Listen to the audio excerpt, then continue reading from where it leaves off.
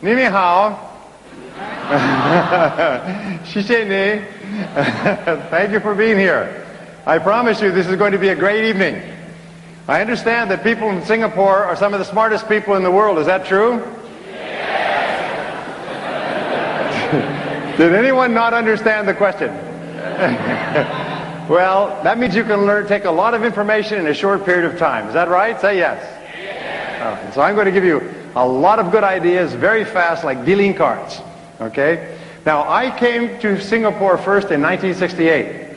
In 1968, you've seen the old parts of Singapore? All of Singapore was the old parts.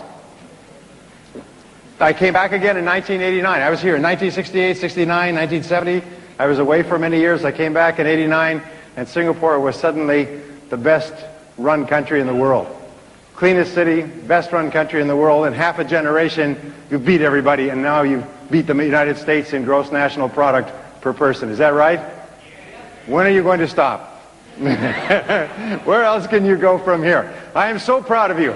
I am so proud of you. Everywhere I go, I talk about Singapore. I love this country. If I wasn't living in the United States, where the climate is nice, I would love to live in Singapore. This is a beautiful place. What you've created here is a triumph of the human mind, because Singapore has been built on mind power, not manpower.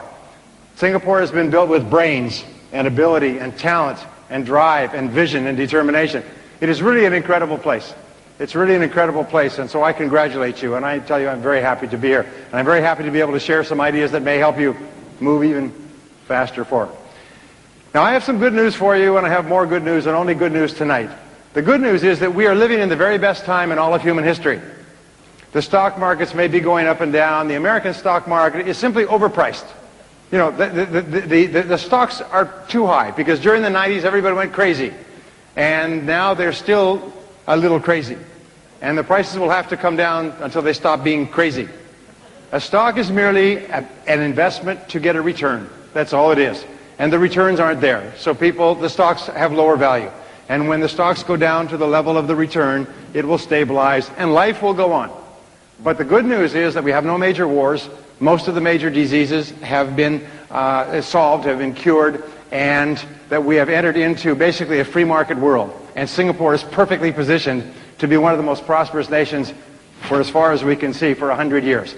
And the opportunities for you have never been greater in all of human history than now, except for tomorrow and next year and the year after. I have lived and worked and traveled in almost 90 countries. And I can tell you there's a lot of crummy countries out there. There's a lot of countries that you only want to go to once, or you want to get through quickly. And 100 years from now, they will still be poor. But Singapore will be more prosperous and more prosperous and more prosperous. So your job is to participate fully in the prosperity of the future, right? How many people here would like to double their income? If I could show you how to double your income, will you give it a try? Now, I've studied this subject for my entire life. I have trained over 2 million people, and I have created probably thousands of people who've gone from absolutely nothing to becoming millionaires, including in Singapore, Malaysia, Thailand, Laos, not Laos, but Indonesia, I'm sorry about Indonesia, the Philippines, Hong Kong, much of Latin America. My programs are distributed in 20 languages in 35 countries, and tens of thousands of people have been through the programs, and many have dramatically changed their lives with the tools and the ideas that I'm going to give to you. Now, we have 3 hours together, so what I'm going to do is I'm going to take the very best ideas that I know, and I'm going to condense them into our 3 hours, okay?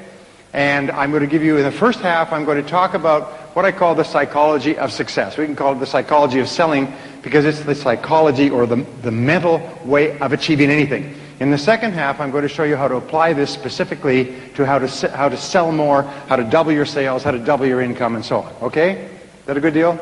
Say yes. In the middle, we'll have a break. All right? Okay. Now, I started off my life poorly. I did not graduate from high school. I finished in the half of the class that made the top half possible. I couldn't get any kind of a job, so I worked at laboring jobs. My first job was washing dishes in the back of a hotel, small hotel. And then I went to washing cars with a car lot. And then I went to washing floors with a janitorial service. I thought washing was in my future, but it was sort of downhill, washing. And then I worked as a construction laborer. And then I worked on farms, and I worked on ranches, and I worked on a ship in the North Atlantic. And I worked at laboring jobs until I was about 22, 23. And how many people here are in sales? Well, when I couldn't get a job, laboring job, I got into sales too, just like you. So I know where you're coming from. And actually, I started my sales career here in Southeast Asia. I used to sell here on the streets of Singapore. I used to work traveling from city to city around Southeast Asia selling. So I know what it's like to sell here in Singapore on these streets in the summertime when it's hot. It's hot, hotter, and hotter still. It's never cool. You pray for rain, all right? I know what it's like. I used to be drenched, and that's before you got out of the house, you know. So I went and I worked very hard. I wasn't afraid to work because I'd worked as a laborer. And so I was told that if you just see enough people, talk to enough people, you'll make sales. So I used to run from place to place so I could be rejected more often. And I wasn't making any sales. And all I knew to do was to see as many people as possible and talk as much as possible. So it was run, run, talk, talk. Run, run, talk, talk, and then no, no. And I used to run from place to place, and I would talk as much as possible, and people would say no. I didn't mind if they looked at their watches, but it's when they looked at their watches and started hitting their watches like So finally I did something which changed my life, and it brings us to being together tonight. I went and asked a top salesman, I said, what are you doing differently from me? How come you're making so many sales? He's selling the same product. He's selling it out of the same office. He's selling to the same people. He's selling it at the same price. And he's selling 5 times and 10 times as much as me. And I didn't know much about selling at that time. And he said, well, show me your presentation. And I said, my what? Your sales presentation. I said, you show me yours and I'll show you mine. And so he said, well, a presentation is a logical and orderly method of separating prospects from suspects, identifying their needs, making a presentation, asking their questions, and getting them to take action. I couldn't believe it. It's like I had been pushing a telephone, trying to get through, and I was just pushing numbers randomly, and nobody was answering. All right, I wasn't getting through, and he told me there's a logical sequence to selling, which we'll talk about in a little while. Well, instead of talking all the time, I went out and I began asking questions, and people responded to me differently. And then I began to craft and design questions, and people responded to me differently, and I started to make sales.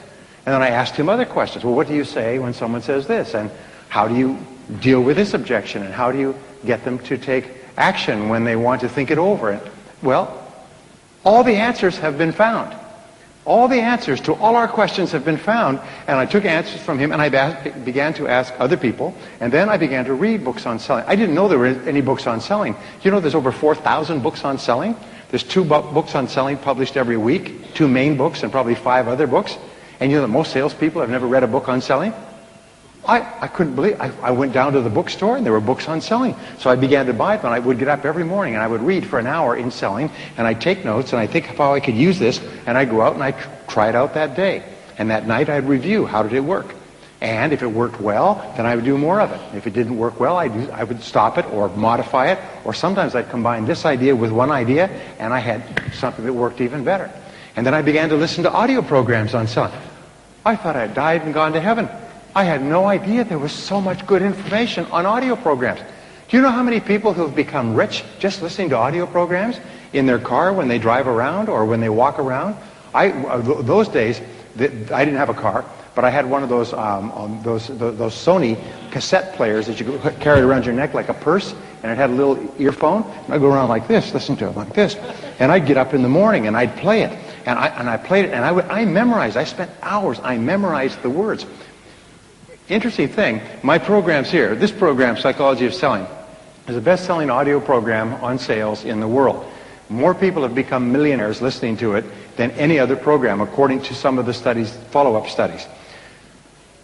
People tell me they listen to that program over and over again until they remember all the words. And then when they're with a customer, when the customer says something, the words just fall out. And they tell me, I made the sale because I remembered the words. The words had been stored away. They're part of your thinking. Just like your language. You speak a language, you don't have to grasp for a word because the word's programmed in. The correct answers are programmed in. Well, I listened to programs, this is long before I ever produced my own programs, and I remembered the words, and my sales went up and up and up, and my sales kept going up, and soon I began to go to seminars and courses. I began to travel great distances to go to seminars and sit in front and learn from other people and practice what they learned. Now let me give you an interesting point. Successful people have been studied at great length for many years, and their behaviors have been observed. What do successful people do that's different from other people? One of the things that we find is that successful people, all of them, are very action-oriented. In other words, if they get an idea, they move quickly on it. If they learn something new, they try it out. Now people say, well, what if it doesn't work? Well, if it doesn't work, find out quickly. There's a rule, just try quickly and fail fast. Because the only two things can happen if you take action on a new idea. What are they? What are the two things? It's not a trick question. I'll tell you if it's a trick question. It's not a trick question. Well, it can work, and if it works, it tells you do more of that. Or if it doesn't work, it gives you feedback, and you either stop doing it or you modify it until it does work. But the wonderful thing is that you can't lose by trying something new. So if you were to take successful people, and there's many studies that have been done on this, if you could only look at them through a window and look at a group of people, look through the window, you could tell who the successful people are because they're always in motion. They're always trying more things. They're always active. Unsuccessful people are always waiting for everything to be just right. It's like waiting for a bus on a street where no buses go. They're still waiting. Where's the bus? The bus never comes. Successful people are always taking action. So if all you do is just take more action, just get busier, you'll be more successful. By the way, I'm not going to talk about it today, but does everybody here want to be lucky? Would you like to be lucky? Say yes. Okay. You know, that's a very, very important part of Chinese culture is luck, good fortune. Isn't that true? That's why we like jade. Why do we like jade? Because jade signifies luck. Okay. Now, I studied this for many years, and what I found is that it's not luck, it's what we call the law of probabilities. The law of probabilities says that if you flip a coin, the probabilities are 50% it will come down heads or tails, okay? If the law of probability says that if you drive home, there's a certain probability that everything will happen. If you drive home, there's a very high probability you'll be safe, but there's a small probability you'll have an accident. In life, when you get married, there's a probability you'll be successful and happy. There's a probability that you won't.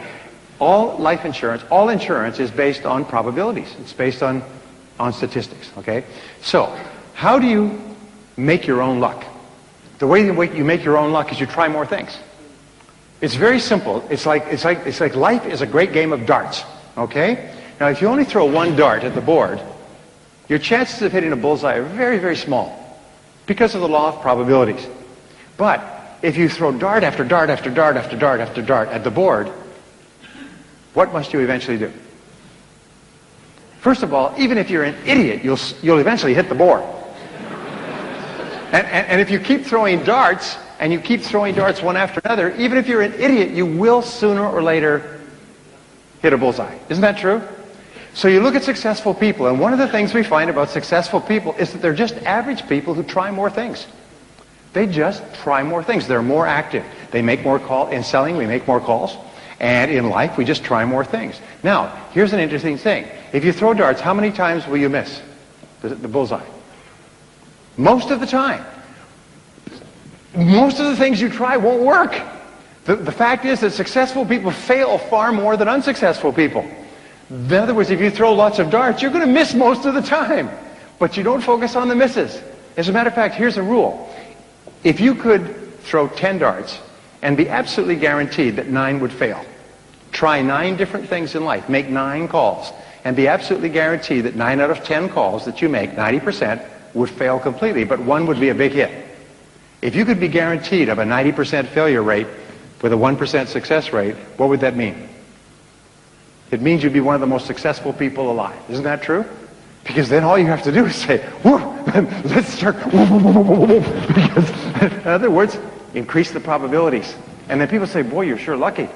No, I'm not lucky. I just saw more people. I just tried more things. Now, every time you learn something new, it's like throwing another dart. Every time you read a book, listen to a tape, come to a course like this, it's like adding more darts to your bag, so you have more darts to throw. And so an average person who's got more darts to throw will be more successful than a genius who's got very few darts to throw. So it's really important. Well, and I'm getting off the track, but you can make your own luck by simply throwing more darts, by trying more things, by doing what you're doing tonight, by coming here. And my job is to give you a whole bunch of darts, okay? Because the law is that if you try enough things, you will be a big success. If you try enough things, because human beings are learning organisms. In other words, we're always learning from our experiences. We're learning at a conscious level and even at an unconscious level. But you cannot help but learn. You're just learning all the time. So even if you're trying things and you're failing, you're still learning at a very fast rate. In fact, you learn more and faster from failure than from anything else. Nobody really learns much from success. But from failure, you get real smart. Like burning your hand. you learn very fast. Okay, there's a story I have to tell you. It's up in Montana, in California, in the United States. In Montana, they raise a lot of sheep in Montana. And this fellow has a sheep ranch that he got from his father. And the city starts to expand out, and they buy out his sheep ranch to build houses. So he sells the land, and he makes a big profit. And he decides that he'll go down to Los Angeles, which is a long way. It's like going from here to Bangkok. He'll go down to Los Angeles. He'll go to the big city. He's never been to the big city before in his whole life, but he wants to go to the big city and see it now that he has all this money. He's always been on this farm raising sheep. Well, he buys a plane ticket, gets onto the plane, sitting there, and he's sitting next to a businessman. The businessman's working away. He's got a computer working away, and he feels a little bit awkward because he's just a farm boy. And this businessman's working away, and he's kind of crossing his legs like this, and he crosses his legs, and he notices there's 2 sheep turds in his cuff. And he goes, and he reaches down, and he picks them up. He's got them in his hand like this, and he doesn't know what to do. He feels kind of embarrassed, and he's looking around, and the businessman says, "What do you got?" He says, "What?" He said, "What do you got in your hand?" He said, "Nothing." He said, "Come on, what do you got?" He said, "Well, they're pills." He said, "Well, what kind of pills are they?" He said, "Well, they're smarten up pills." He said, "Smarten up pills." He said, "Yes, I'm going to Los Angeles for a big business meeting, and I always take a couple of smarten up pills with me, so I'm really smart when I go to my meeting." The guy says, "Well, I'm going to a big meeting, and I need something like that too. Give me one of those pills." And he said, "Well, I don't think you'd like it." He said, No, come on, you got 2 of them. Give me one. I really need it. I've got a big meeting coming up." He said, "Well, all right." So he gives them one, about this big. The guy takes it and goes, he said, "That tastes like a sheep turd." He said, "See, you're getting smarter already." Well, our goal today is for you to get smarter throughout the day. Anyway, so I began asking these questions. Why are some people more successful than others? And let me make sure we get this. Okay. And what I learned was the law of cause and effect. Now, the law of cause and effect is the great law of life. It basically says that there's a reason for everything. Everything happens for a reason. That success is not an accident. Failure is not an accident.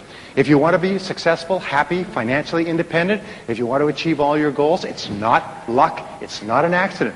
What you do is you find someone else who at one time did not have the effect that you want. You decide what you want. You find someone else who didn't have it, and you find out what they did to get it, and you do it over and over again until you get the same result. And it's not an accident. Well, when I learned this, it changed my life. You mean if I do what other successful people do, I'll get the same results that other successful people get? The answer is yes. You mean if I find out what top salespeople do, and I do the same thing until I master it, I'll get the same results as top salespeople? I'll make the same money? I'll have the same cars? Yes. So I went out and I did it, and it worked. I couldn't believe it. And I'm not as good a salesperson as many people here. Many people here are better salespeople than me, but I learned the cause and effect relationships. I learned that selling is like cooking. There's recipes for selling. There's formulas.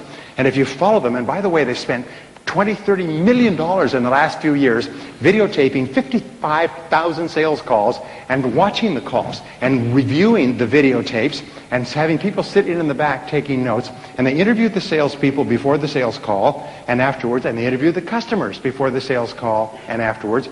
And if the customer decided to buy, they asked them, and they played the video, at what point did you decide to buy? If the customer decided not to buy, they asked, why did you decide not to buy? And they did this with 55,000 calls, and they began to draw cross correlations, and they found that every sale follows an exact process, and it follows an exact process in the customer's mind. And that if you sell the way the customers buy, you'll sell 5 and 10 times as much as you sell today. The reason that we don't sell is because we sell differently from the way the customer buys. It's the same as if I was to speak to you in German or you were to speak to me in Chinese. I mean, it would be like using a different language that we don't understand. So what I found was that if you do what other successful salespeople do, based on the exhaustive research, your sales go up. And I tried it, and sales went up. And you could take people, I took people off the street who'd never sold anything in their lives, and I said, here's the system. And these are sometimes the very best salespeople of all, because they don't have any ideas or fixed ideas. So I said, just do it this way. Say these words, do it this way, say these words, do it this way. And they did, and their sales went like that. And they went past people who'd been selling for 5 and 10 years. I cannot tell you how many young people, guys out of school, women out of school, just starting in sales, never sold before, began to use these methods and became superstars in their fields. Because they didn't have any old ideas about the way things were supposed to be done. They just said, okay, they just did it that way. And their sales, and people said, well, you're just lucky. You're just lucky. You just got into it at the right time. I had a woman in my course who was really neat. She came to me a year and a half later. She came back to the seminar I was at. She said, you're not going to believe it. I was in your seminar 18 months ago, and I had just started in real estate, and you said to set goals for how much you want to earn. So I set a goal to make $100,000 in the next year. Well, I didn't know that the average first-year earning for a real estate person was $18,000. Nobody told me that. So I set a goal of $100,000. Then I just did what you said to do, and I made $104,000 in my first year and became #1 in the company. And they said, how did you do that? I said, well, do what? Make so much money. Well, is that a lot of money? She didn't know that was a lot of money for a first year. She had just written it down, and then she just did what other successful people did. So the law of cause and effect is what changed my life. And by the way, I've been in many different businesses now. I've consulted for more than 500 companies over the years, over the last 20 years. And in every case, I ask them, how does your business work? What are the cause and effect relationships? And where is it strong? Where is it weak? What's working? What's not working? Where are the places where we can gain advantage? Where are the places where we're losing money, and so on? And they think it's miraculous when I come in with this advice, which I charge them a lot of money for. Okay, so what I learned was this, is that there is a mental application. By the way, of all physical laws, there's mental applications. This is more important than anything else. It's that thoughts are causes. Thoughts are causes, and conditions are effects. Thoughts are causes. Oops. Thoughts are causes, and conditions are effects. That means your thoughts create the effects of your life. Is that your thought is creative. You're almost like a magician in your own life. You create your world by the way you think. And the interesting thing is, it's not the way you thought yesterday or the way you might think tomorrow. It's the way you think at this minute, at this moment. It's the way you think in the now that determines your life. And your thoughts are constantly creating your world on a forward basis. The wonderful thing about our society, a free society like Singapore, is that at any given time you can draw a line under the past and you can say, that was the past, but this is how I'm going to think in the future. And your whole life, just like turning the wheel of a car, goes in a different direction. If you change your thinking, you change your life. And when I learned this, you mean your outer world merely reflects your thoughts? Your outer world is merely an image of your inner world? Is that you keep attracting into your life people and circumstances in harmony with your thinking? Is that everything you have in your life you've created by the way you think? And that if you don't like anything, you can change the way you think and attract something different? Yes, all of that's possible. And once you learn that, you realize there's only one thing in the universe over which you have complete control. What is that? You only control one thing in the world. What is it? You can control your thinking. You can't control other things. You can't control the traffic, and you certainly can't control the weather, but you can control your thinking. And that's enough. Because if you will control your thinking, you control the whole world. Singapore is a tribute to human thinking. Singapore is merely an external expression of the very best thinking that has gone into building this country. This country is based on mind power. It's the most amazing thing. Look at these beautiful hotels and convention centers and office buildings. I mean, these are mental. These were mental before they were physical. Are you with me so far? It's really important to understand that. It's kind of an overwhelming thought. I had a hard time with it when I was in my early 20s. You mean my life, which was not that great, has been created by myself? Yes, it's been created by myself. So I said, well, then I'm going to start to get my thinking in harmony with what I want, rather than keep thinking the old crummy thoughts. All right, so thoughts are causes, conditions are effects. Now what this means And it brings us to the great law, which is the foundation of all religion and all philosophy, is that you become what you think about most of the time. You become what you think about most of the time. This is the underlying principle of all religions, all philosophy, all psychology, all success, all metaphysics. Everything is you become what you think about most of the time. So the question is, what do you think about most of the time? By the way, this law is always true, except there are a couple of exceptions. If there weren't exceptions, then every young man would turn into a young woman by the age of 20. But nonetheless, you do become what you think about most of the time. Now, by the way, one of my subjects when I was poor is I began to study self-made millionaires. Self-made millionaires are people who start with zero and within one working lifetime pass the $1 million mark. That's a little bit easier in Singapore. Maybe it's a little harder. But we're talking about U.S. dollars. But the way your currency is going, they're going to be the same pretty soon, isn't it? I remember the old days. I remember the old exchange rate. But here's the point. Is I studied self-made millionaires. These are people who started with nothing. They started with no money and maybe limited education. Sometimes they were brand new immigrants. Sometimes they couldn't speak the language, and they made more than $1 million. So tens of thousands of them have been studied over the years to find out what they do differently. And wouldn't that be a good thing to know, by the way? Say yes. I mean, if you want to be a self-made millionaire, I can promise you this. If you don't know how they think, you can't make it. In other words, if you want to go somewhere but you don't have a map, you can't get there. So I began to study them, and I found, what do you think self-made millionaires think about most of the time? They think about becoming financially independent. Because financial independence to them is very important. They want to reach the point where they don't have to worry about money. After that, they will spend. What do you think poor people think about all the time? They think about how little money they have and think about spending everything they have. And everything they can borrow or put on credit cards. So self-made millionaires are always thinking in terms of financial independence. Poor people are always thinking about how poor they are. Now, if you want to become a self-made millionaire, starting point is begin thinking about financial independence. And I'll talk about this in just a second. So, go back to my question. What is it that successful people think about most of the time? Come on, this is real simple, but it's really important. What is it they think about most of the time? Success? You're right. They think about what they want most of the time and how to get it. Now, these are the two turning points in your life. Think about what you want and how to get it. What is it that you really, really want, and how do you get it? And that's what they think about most of the time. And if you think about what you want most of the time, you start to move toward it, and it starts to move toward you. If you think about how you can get it and what you can do to move faster toward it, you begin to see all kinds of ideas. You all know these things about the brain, but the fact is, if you plant an idea in your brain, you suddenly start to see all kinds of possibilities to achieve the idea. Successful people are successful because they think and talk about what they want. Unsuccessful people are unhappy because they think and talk about what they don't want. They think and talk about the people they're mad at and their bad experiences and their bad luck and their bad job and just shut up. They whine and cry about their situation, but successful people are thinking about what they want and how to get it most of the time. Now, in a University of Pennsylvania study, they put together millions and millions of dollars, and over a 22-year period, they studied 350,000 salespeople all over the country. And they interviewed them to find out what they thought about most of the time and how they thought about things most of the time. Now, this is a very important point, by the way. It's what you think about, the thought itself, multiplied times the emotion, how you think about it, equals the result. Here's an important point.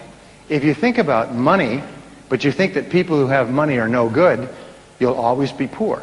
One of the things I tell people is never criticize successful people. When people have a lot of money, don't say, well, yeah, I'd rather be happy than rich. Well, I've got news for you. The rich are very happy. People don't realize it, it's a little thing. It's very common in society, in all societies, to criticize successful people, to try to pull them down. But I've got some news for you. It doesn't hurt them at all if you criticize them. But it ruins, it destroys all your hopes for success. When you criticize successful people, you drive success out of your life. You develop a negative force field of energy around yourself that repels success experiences. You actually shoot yourself in your own foot, bang, and go around telling everybody what a good shot you are. No. So don't ever criticize successful people. Admire successful people. Look up to successful people. Are successful people perfect? No. Are you perfect? No. So therefore, don't expect successful people to be perfect. Just look at what they've done to be successful, and if there's something you can learn, learn it. Read their books, listen to their tapes, go to their courses, but don't ever get into conversations criticizing people just because they're successful, because it hurts you. It doesn't